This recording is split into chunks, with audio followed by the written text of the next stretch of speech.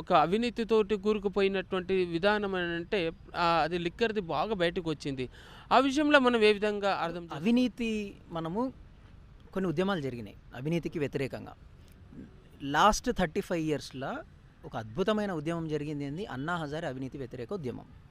Lokpal bill కోసం ఆయన ఏమన్నాడు, చట్టసభల్లో ఉన్న పెద్దోళ్ళు పార్లమెంట్లో అసెంబ్లీలో ఉన్నోళ్ళకి ఒక చట్టం ఉండాలి, వాడు తప్పు చేస్తే లోపలేసే ఒక బిల్లు ఉండాలని లోక్పాల్ బిల్ అనేది దేశవ్యాప్తంగా కొన్ని కోట్ల మంది బయటకు వచ్చిండ్రు. 2011 వరల్డ్ కప్ సీజన్ 2వ తారీఖుకి వరల్డ్ కప్ అయిపోయింది. 4వ తారీఖు ఆయన కూర్చుంటే 4 రోజులు కూర్చుంటే దేశంలో కొన్ని కోట్ల మంది బయటకు వచ్చారు. గవర్నమెంట్ భయపడి మేము మీకు మద్దతు ఇస్తాము, మీ డిమాండ్స్ని ఓకే చేస్తామన్నారు. మళ్ళీ ఏమైంది, డిమాండ్స్ మీట్ చేయలేకపోయింది. మళ్ళీ ఆగస్టులో 13 రోజులు కూర్చున్నాడు. 13 రోజులు కూర్చున్నాడు. నేను ఆయనతో పాటు కూర్చున్నాను, 8 డేస్ కూర్చున్నాను. నేను ఫస్ట్ టైం 4 రోజులు ఇక్కడ ఇందిరా పార్క్ దగ్గర కూర్చున్నా ఏం తినకుండా. సెకండ్ టైం 8 రోజులు కూర్చున్నా. థర్డ్ టైం ఢిల్లీలో పోయి కూర్చున్నా, రైతుల ఉద్యమం 6 రోజులు కూర్చున్నా. నన్ను తీసుకుపోయి హాస్పిటల్ వేసి సెలైన్ ఎక్కిస్తా అంటే ఎక్కియాను, మళ్ళీ వచ్చి కూర్చున్నా. అంత పెద్ద మూమెంట్ బిల్డ్ చేసినాం. అదేంది, ఫేస్బుక్ రెవల్యూషన్. ప్యూర్గా ఒక ఫేస్బుక్తోని కొన్ని కోట్ల మంది యువత బయటకు వచ్చిండ్రు. సో యువకులు ఎవడన్నా మంచి నాయకుడు, నిజాయితీ గల నాయకుడు మన కోసం నిలబడతా అంటే యువకులు కదలడానికి ఎప్పుడు సిద్ధంగా ఉన్నారు. ఈ కాలేజ్ ఉన్నది ఆర్ట్స్ కాలేజ్, తెలంగాణ ఉద్యమం ఎంత అద్భుతంగా బిల్డ్ చేసింది. ఉద్యోగాలు, నీళ్లు, నియామకాలు యువత మూమెంటే కదా ఫస్ట్ యువకుల దగ్గర. యువకులు ఎప్పుడు రెడీ ఉంటారండి, మార్పు కోసము ఎప్పుడు రెడీ ఉంటారు. మంచి సమాజం కోసం, అవినీతికి వ్యతిరేకంగా వాళ్ళకి న్యాచురల్గా ఉంటుంది. ఈ సిస్టంలో ఏమన్నా తప్పులు ఉన్నాయనుకోండి, ప్రశ్నించాలని యువకులకు ఎప్పుడు ఉంటుంది. ప్రాబ్లం ఎక్కడున్నదంటే గైడ్ చేసే వాళ్ళ తప్పు, కరెక్ట్ గైడ్ చేసే వాళ్ళు కావాలి. అయితే ప్రస్తుతము అవినీతి రహిత సమాజ నిర్మాణం కోసం యువతను ఏ విధంగా ముందుకు తీసుకెళ్తే బాగుంటుంది చెప్పండి. ఇప్పుడు నేను ఫేస్ చేసిన ఛాలెంజెస్ యూత్ మూమెంట్. ఇప్పుడు ఈ మధ్య బరల ఆ అమ్మాయిది ఒక మూమెంట్, అంతకుముందు యూత్ ఫర్ బెటర్ ఇండియా అని ఒక మూమెంట్ బిల్డ్ చేసినాం. మేము ఫేస్ చేసిన ఛాలెంజెస్ ఏంది, యూత్ ఎనర్జీ ఉన్నది, వాళ్ళకి విషయ పరిజ్ఞానం కావాలి. మెయిన్ అది విషయ పరిజ్ఞానం. కాలేజీలలో ఆల్మోస్ట్ ఒక 300 కాలేజీలలో మాట్లాడినాం. సిటిజన్షిప్ లీడర్షిప్ ట్రైనింగ్స్ ఇచ్చినాం, అంటే పౌరసత్వం నాయకత్వం మీద. ప్రతి కాలేజీకి వెళ్ళి అరే దూకుడు సినిమా బడ్జెట్ ఎంత అంటే తక్కువనే చెప్పేటోళ్ళు 50 కోట్లు అని. రోబో సినిమా బడ్జెట్ ఎంత 200 కోట్లు. మన రాష్ట్ర బడ్జెట్ ఎంత, మన దేశ బడ్జెట్ ఎంత అంటే ఎవరు చెప్పకపోయేటాడు. సో నీకు విషయ పరిజ్ఞానం లేదు. సో ఫస్ట్ నేను యువకుల్ని కోరుకునేది ఏంటంటే, మీరు సంఘటితం అవుతారు, మంచి నాయకుడు ఉంటే సంఘటితం అవుతారు. అయిన తర్వాత విషయ పరిజ్ఞానం, మెయిన్ నాలెడ్జ్. ఇప్పుడు పోటీ చేయాలనుకున్న యువకులు కూడా ఎమ్మెల్యేలు కావచ్చు, ఎంపీలు కావచ్చు, మైక్ ముంగడ పెడితే ఏదో ఎమోషనల్గా మాట్లాడడం కాదు, మంచి కంటెంట్ సబ్జెక్ట్ కావాలి. మేము చేసింది ఏంది, మా యూత్ ఫర్ బెటర్ ఇండియా ఉద్యమంలో ఏంది అంటే, మంచి మెటీరియల్ ఒక 2 నెలలు 3 నెలలు పెద్ద పెద్ద ఐఏఎస్ ఐపీఎస్ ఆఫీసర్లను కూర్చొని కంటెంట్ రెడీ చేసి తీసుకెళ్తే, ఇవాళ యూత్ ఫర్ బెటర్ ఇండియా ఉద్యమంలో పనిచేసిన యువకులందరూ మీరు ఆశ్చర్యపోతారు.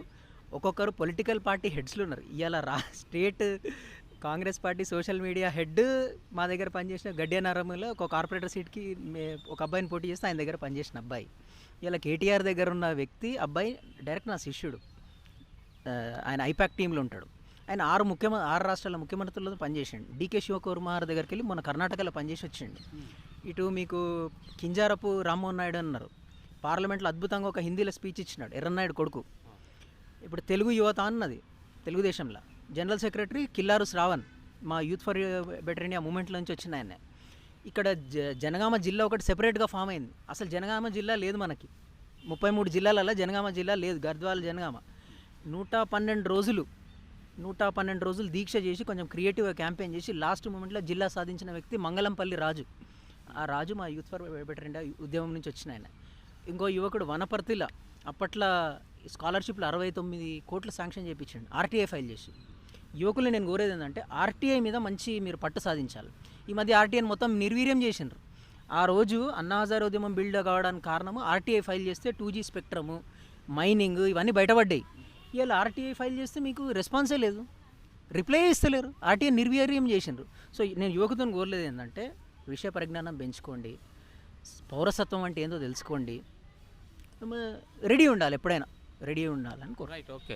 ఇప్పుడు యువజన సంఘాలను బలోపేతం చేయాలనంటే ఏ దిశగా ముందు అడుగు వేస్తే బాగుంటుంది? యూత్కి మీరు ఇచ్చేటువంటి దిశ ఏంటి, నిర్దేశం ఏంటి? ఇప్పుడు యువకులు పొలిటికల్గా చూస్తే మనము యువకుల్ని ఏం చేస్తున్నారు, ఈ నాయకులంతా only beer, biryani, bike rallies ఇక్కడ వరకు వాడుకొని వదిలేస్తున్నారు. ఈ మధ్య ఏమైంది, కొత్తగా ప్యాకేజీలు ముందే చెప్తున్నాను, నువ్వు గోవా బైరా, నీకు క్రికెట్ కిట్లు ఇస్తాము, గోవాకు బైరా, బయట దేశం బైరా, నువ్వు నాకు ఇంత ఓ 10 మంది 100 మందిని తీసుకురా, ఒక కార్ ఇస్తా, బైక్ ఇస్తా, అక్కడి వరకు వాడుకొని వదిలేస్తున్నారు. నేను యువకుల్ని ఏం కోరుకుంటున్నా అంటే, ఇంకా ఆ రాజకీయ నాయకుల చేతులలో పావులుగా ఉండొద్దు. ఇంకా మీరు ఒక అడుగు ముందుకేసి ఎన్నికలలో పోటీకి సిద్ధం కావాలి. ఇవాళ మన భారతదేశం స్పెషాలిటీ ఏంది, 75% యూత్ పాపులేషన్. పక్కన చైనా పని అయిపోయింది, జపాన్ పని అయిపోయింది. జపాన్లో మీరు ఆశ్చర్యపోతారు, గవర్నమెంట్ డబ్బులు ఇచ్చి పిల్లల్ని కనమంటుంది. అంత ఓల్డ్ పాపులేషన్ అది. మనది ఉవ్విల్లూరుతున్న యంగ్ పాపులేషన్ మనది. యంగ్ పాపులేషన్లో ఇవాళ మనం చూస్తే గనక ఎంతమంది అసెంబ్లీలల్లో పార్లమెంట్లో ఉన్నారు, బిలో 12% ఉన్నారు, చాలా తక్కువ మంది ఉన్నారు. మీకు నేను జర్మనీ వెళ్ళినా, ఇట్లా మీరు అన్న అంశం మీద, స్ట్రెంథనింగ్ యూత్ ఆర్గనైజేషన్స్ అనే టాపిక్ మీద వెళ్తే, అక్కడ 42% మంది యువకులు పార్లమెంట్లలో ఉన్నారు.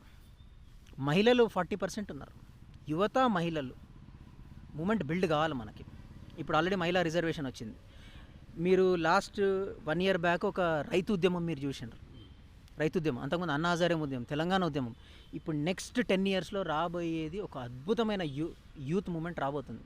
మీరు ఆశ్చర్యపోతారు. యువతలు కొన్ని వందల సంఖ్యలలో, వేల సంఖ్యలలో చట్టసభల్లో కూర్చోబోతున్నారు. ఎందుకు అంటే, మీరు లాస్ట్ 5 to 7 years చూడండి, అందరు స్టార్టప్స్లోకి వెళ్ళిపోయినారు. అంతకుముందేమో ఓన్లీ ఉద్యోగం అన్నారు. అందరు స్టార్టప్ బిజినెస్లు చాలా ఫేమస్ అయినాయి. ఇప్పుడు మరి ఇప్పుడు యూత్కు ఇన్స్పిరేషన్ అనేది ఉండాలి కదా, వాళ్ళకి ఏ రకమైనటువంటి ఇన్స్పిరేషన్ అవసరమో, లేకపోతే ఎవరిని తీసుకొని వాళ్ళు ముందు అడిగేయాలో, వాళ్ళకి కావాల్సిన సపోర్ట్ అనేది మోస్ట్ ఇంపార్టెంట్. ఆ దిశగా మరి ఇప్పుడు సమాజంలో వాళ్ళకి దొరుకుతుంది అంటారా? మరి ఇప్పుడు జేడి లక్ష్మీనారాయణ గారు ఉన్నారు. ఆయన మొన్న చూశారు కదా, మొన్న వచ్చి సపోర్ట్ ఇచ్చారు. ఏది మన కొల్లాపూర్ కాన్స్టిట్యున్సీలో జయప్రకాష్ నారాయణ గారు ఉన్నారు, ఆకునూరి మురళి గారు ఉన్నారు. ఈయన ఐపీఎస్ ఆఫీసర్ మొన్న రిజైన్ చేశారు చూడండి. ప్రవీణ్ కుమార్ గారు ఉన్నారు, కోదండరామ్ సార్ ఉన్నారు, నేషనల్ లెవెల్లో కేజ్రీవాల్ ఉన్నారు. మంచి నాయకులు ఉన్నారు. మనము అప్రోచ్ కావడము, వాళ్ళు ఏదైనా మూమెంట్ చేస్తే దాంట్లో ఇన్వాల్వ్ కావడము, అది చాలా ఇంపార్టెంట్. ఇప్పుడు మనకి పంచాయతీ ఎలక్షన్లు వస్తున్నాయి, 10,750 పోస్టులు. అవి కూడా గవర్నమెంట్ పోస్టులు అనుకోవడమే, పోయి యువకులు పోటీ చేయడమే చేసేది. ఇప్పట్లో మనము జనరల్గా ఏకగ్రీవం అనేది చేస్తున్నారు. ఈ మధ్యకాలంలో ఊర్లలో ఏకగ్రీవాలు చేస్తారు. అట్లీస్ట్ ఒక 10% స్టార్టింగ్ ఆ 12,750 దాంట్లో 10% యువకులకి ఏకగ్రీవం చేయండి అని నేను కోరుతున్నా. పార్టీలను, ఈ పార్టీ ఆ పార్టీ తేడా లేదు. మీ పార్టీ నుంచి ఎట్లాగూ మీకు సర్పంచ్ ఎన్నికలలో పార్టీలు ఉండవు, మీకు ఓన్లీ భద్రత ఇస్తుంటాయి పార్టీ జెండా డైరెక్ట్ ఉండవు కదా. డైరెక్ట్ జెండాలు పట్టుకొని ఓటింగ్ సింబల్ అవి ఏమి ఉండవు.